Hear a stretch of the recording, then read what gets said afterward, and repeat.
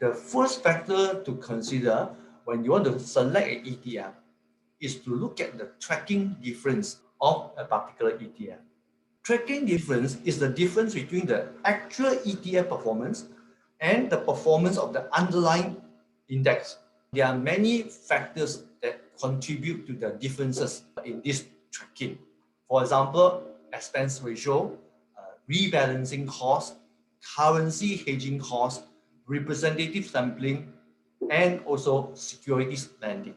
So, of course, we will want the tracking difference the smaller, the better, because our objective of ETF is to replicate the underlying index. That is tracking difference. Second thing is expense ratio. Okay, so expense ratio is expressed in the form of percentage of ETF average net asset. Okay, so it's like 0.75%, 0.5%, or 0.3%. Okay, so it is the annual cost the investor that you pay to cover ETF operating expenses, management fee. Because to run the ETF, you still need manpower, you still need system and resources to do that. So for that matter, investors got to pay that expense ratio.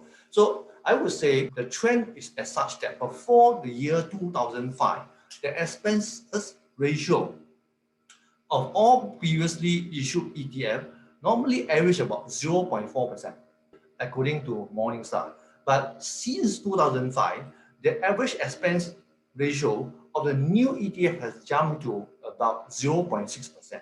Okay? And some ETF are charging even over 1% in fee. Okay? So of course, when we look at expense ratio, we want to choose the lower expense ratio kind of ETF. Okay? Because lower cost meaning that the chance of getting higher net return. Now, another factor to consider when selecting an ETF is liquidity.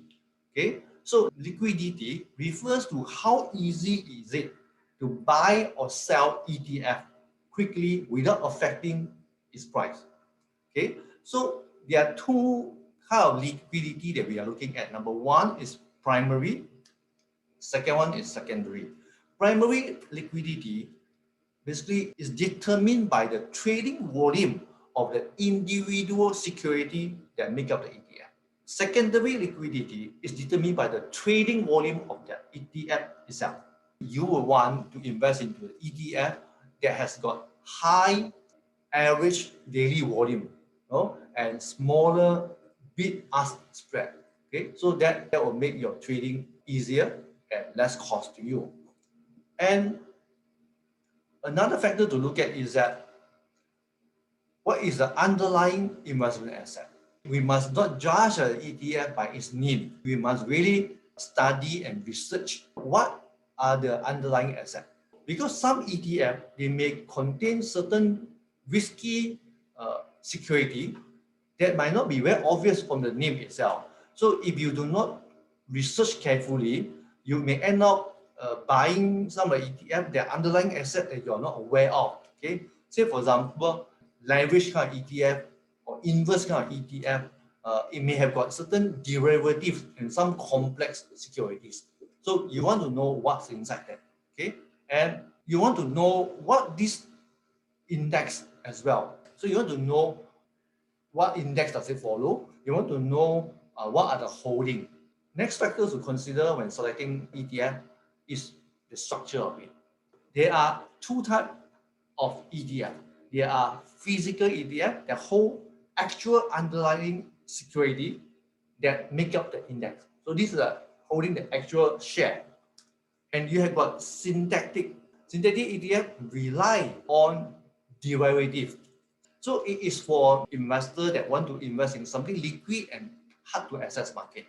For example, certain commodity kind of index, say for example, certain market like India market, which is quite difficult to access. So when an investor is not careful and they invest into this synthetic ETF, they will be exposed to extra risk or what we call counterparty risk. If money is important to you, please remember to subscribe to my channel.